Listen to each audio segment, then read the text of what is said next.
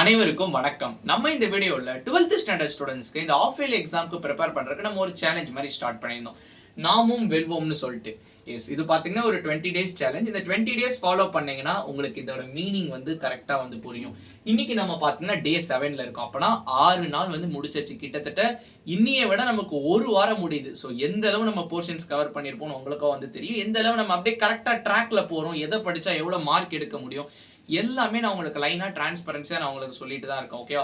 ஒருவேளை just in case நீங்க டே 1ல இருந்து டே 6 வரைக்கும் படிக்கலனா இல்ல படிக்க டைம் இல்ல அந்த டைம்ல எங்களுக்கு மிட் டர்ம் இருந்துச்சுன்னா நம்ம பாத்தீங்கன்னா every 3rd day or every 4th day easy challenge வைக்கிறோம். ஸோ இன்னைக்கு சேலஞ்ச் இருக்கு, நாளைக்கு challenge probably easy challenge. So அந்த சேலஞ்ச் அப்பவே நீங்க பெண்டிங் வச்சதெல்லாம் நீங்க வந்து படிச்சிருங்க.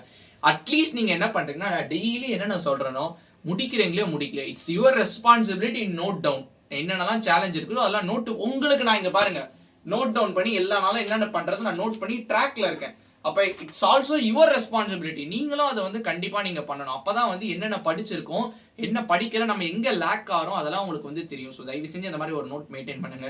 உங்களுக்காக நான் செப்பரேட் நோட் மெயின்டைன் பண்ணும்போது நான் செப்பரேட் நோட்லாம் கேட்கல. ஜஸ்ட் நீங்க ரஃப் நோட்ல ஏதோ ஒரு நோட்ல எழுதி வைங்க. நான் என்னென்னலாம் சொல்றேன் அதுக்கு தான் உங்களுக்கு நான் இப்போ எழுதி சொல்லி கொடுக்க ஆரம்பிக்கிறேன். ஓகேவா? Okay fine. அதனால 1 to 6ல எங்கேயாச்சும் போர்ஷன் பெண்டிங் வச்சிருந்தீங்கன்னா நீங்க நாளைக்கு நீங்க வந்து சேர்த்து முடிச்சுக்கலாம். ஓகேவா? ஓகே. ஆல்சோ பார்த்தீங்கன்னா உங்கள் ஃப்ரெண்ட்ஸ்க்கு நம்ம சேனலை பற்றி தெரியப்படுத்துங்க. இந்த சேலஞ்சை பற்றி கொடுங்க அவங்களுக்கும். இல்லை கொஷின்ஸ் ஆச்சு கொடுங்க.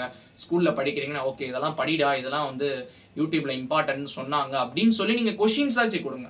அவங்களுக்கும் வந்து ஹெல்ப்ஃபுல்லாக இருக்கட்டும். ஓகேவா? Okay fine. நம்ம ஸ்ட்ரெயிட்டாக சேலஞ்சுக்குள்ள நம்ம வந்து போயிடலாம். ஓகேவா? இங்கே நினைக்கிறேன் தமிழில் பார்த்தீங்கன்னா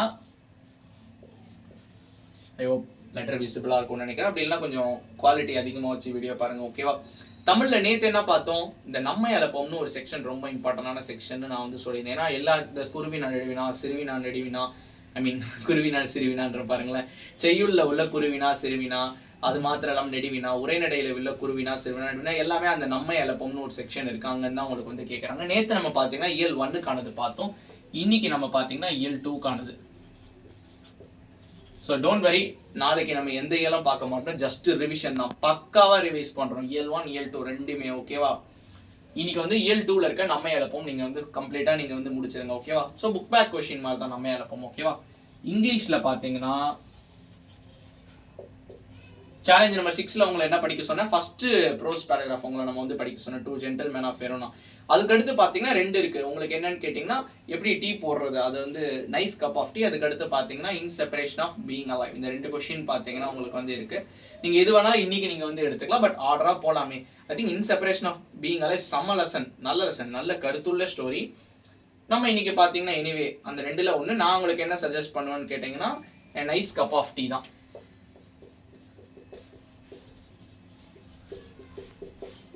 அதுல உள்ள பேராகிராஃப். ஓகேவா? Okay fine. நாளைக்கு நம்ம ஆப்வியஸா இன் செலிப்ரேஷன் ஆஃப் பீயிங் அலைவ் தான் நம்ம வந்து பார்ப்போம்.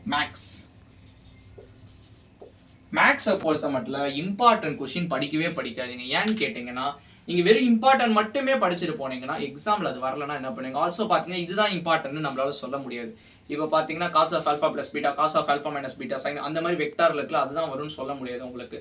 அதே மாதிரி பாத்தீங்கன்னா 5.5 அந்த அப்ளிகேஷன் ஒவ்வொரு ஹைப்பர்போலா பேரபோலா அது மட்டும் வரும்னு சொல்ல முடியாது. ஈக்குவலி பார்த்தீங்கன்னா எல்லாத்துக்குமே இம்பார்ட்டன்ஸ் இருக்குது அந்த லெசனில். அதே மாதிரி 6th லெசன்லையும் நிறைய இம்பார்ட்டன்ட் சாப்டர்ஸ்லாம் இருக்குது. ஸோ அதனால் அங்கேருந்து வந்துட்டு என்ன பண்ணுவீங்க, நம்மளோட கடமை என்னன்னா யாராக இருந்தாலும் நீங்கள் வந்து இது வரைக்கும் பாஸே ஆகலனாலும் சரி, இல்லை நான் சென்டம் எடுக்கணும்னு நினைக்கிறேன் சரி, நான் சொல்கிற இந்த 7 சாப்டர் இம்பார்ட்டன்ட் கண்டிப்பாக நீங்கள் வந்து படிச்சுக்கோங்க. சாப்டர் 1 இம்பார்ட்டண்ட்டாக ஃபுல்லாக படிக்கணும், அதாவது ஒரு கொஸ்டின் கூட ஸ்கிப் பண்ணக்கூடாது. Chapter 1, chapter 2, chapter 3, chapter 4 and chapter 8, chapter 11 and chapter 12. So இவ்வளவும் முடியல சார், 4 சொல்லுங்கன்னா 1 to 11, 12 எல்லாருமே படிக்கணும். ஓகேவா? நான் சொன்ன 7 படிக்கணும், அதுவும் முடியலன்னா அந்த 4 நீங்க படிக்கணும். ஸோ அந்த ஒரு உத்வேகத்துல தான் நம்ம இறங்கியிருக்கோம். ஸோ சாப்டர் 11ல நம்ம என்ன படிச்சிருந்தோம், 11 பாயிண்ட் அப் டு நேற்று உங்களுக்கு 11.3 வரைக்கும் நான் உங்களுக்கு படிக்க சொல்லியிருந்தேன் எக்ஸாம்பிள் சம்மோட. இன்னைக்கு நம்ம பார்த்தீங்கன்னா 11.4 அண்ட் 11.5 ரெண்டுமே ஈஸி தான், அப்ளிகேஷன் ஓரியன்ட். 11.4 பார்த்தீங்கன்னா மீன் வேரியன்ஸ் சின்ன ஃபார்முலா தான். ஓகேவா? 11.5 பார்த்தீங்கன்னா உங்களுக்கு டிஸ்ட்ரிபியூஷன்ஸ் படிப்பீங்க, தியரிட்டிக்கல் டிஸ்ட்ரிபியூஷன், அது மேக்ஸிமம் பைனாமியல் பெர்னாலி, அதுலேயே உங்களுக்கு சம்ஸ்லாம் கவர் ஆகிடுது. 11.4 11.5 ரெண்டுமே நல்லா இருக்கும், சீரியஸாக நல்லா இருக்கும். நீங்கள் ப்ரீவியஸாக படித்த அந்த இதை விட நல்லா இருக்கும். ஓகேவா?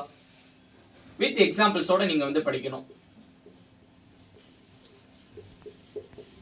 ஓகே, 3 சப்ஜெக்ட் நம்ம வந்து சொல்லியாச்சு. நெக்ஸ்ட் பார்த்தீங்கன்னா ஃபிசிக்ஸ்.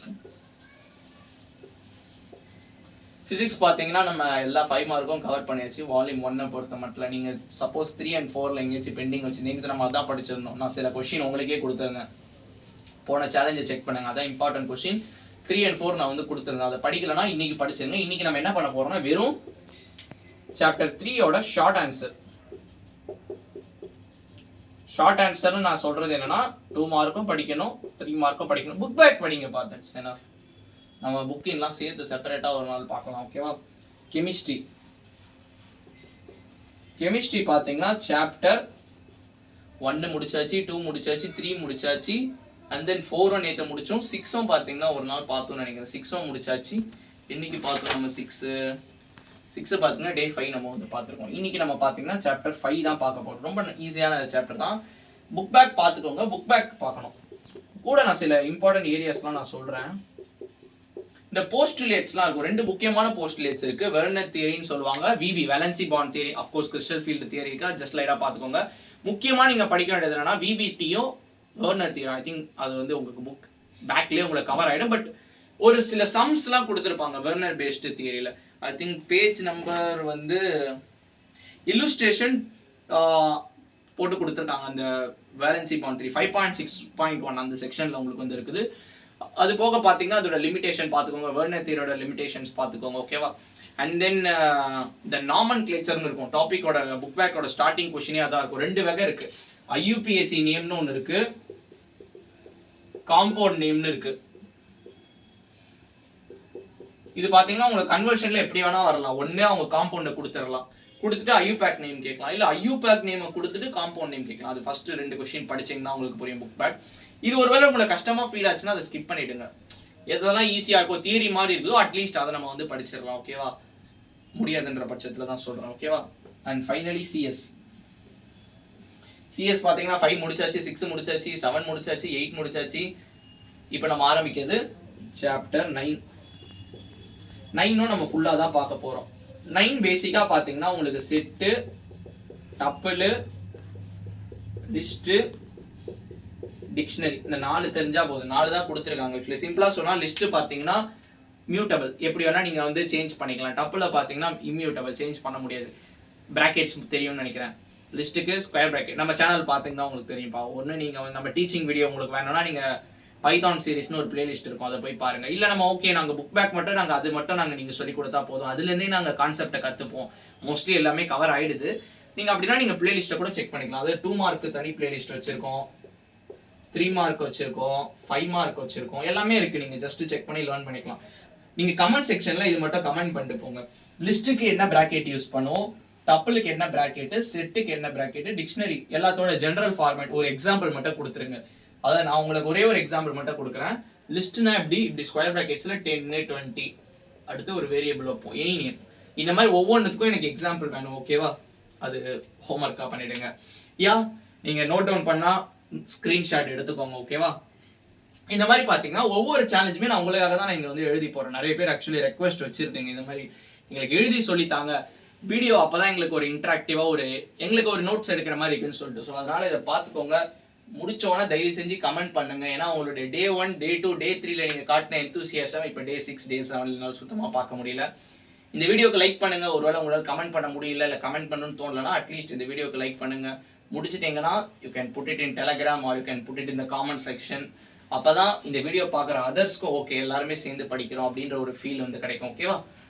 மழைனால நிறைய நாள் லீவ் கிடைக்கிறதுக்கு வாய்ப்பு இருக்குது, அதனால் முடிச்சிடலாம். ஓகேவா? நல்லா பண்ணுங்க. நாளைக்கு சேலஞ்சில் உங்களை பார்க்குறேன். பாய்.